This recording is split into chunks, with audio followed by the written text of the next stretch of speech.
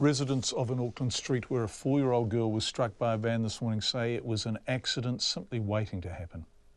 The girl was hit outside a daycare centre on Taniwha Street in Glenina shortly before 8 o'clock this morning. Local residents are angry because they say they raised safety concerns about the daycare being on a busy road with a lack of parking with the council before it even opened. Sally Murphy reports.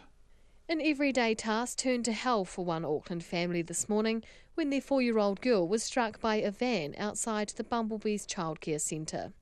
Neighbour Jane Jackson says the daycare sits on a busy road with limited parking, so the accident was waiting to happen. She says she raised safety concerns with the council when the developer applied for resource consent 3 years ago. I rang the council and said, why is it opened? Because a lot of things on the resource consent just weren't there. Then the council came out and said, oh, yeah, well, there is a problem.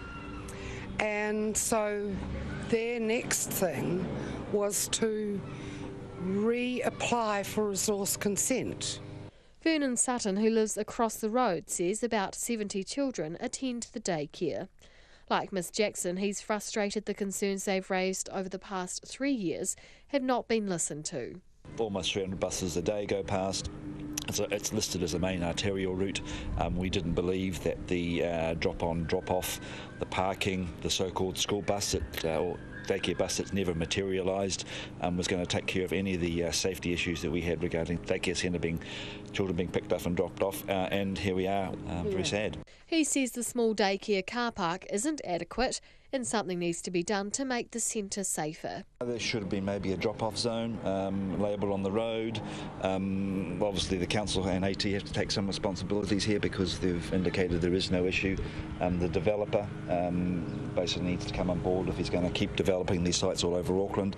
He needs to take the safety of the children and the people that use his centres a lot more seriously than he does. At the moment it's just a big money-making exercise, frankly. The council says it's received a number of complaints about the daycare centre, but none relating to traffic safety.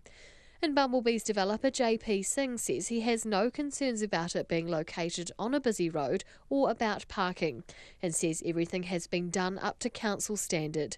He describes the incident as a terrible accident and says his thoughts are with the 4-year-old and her family.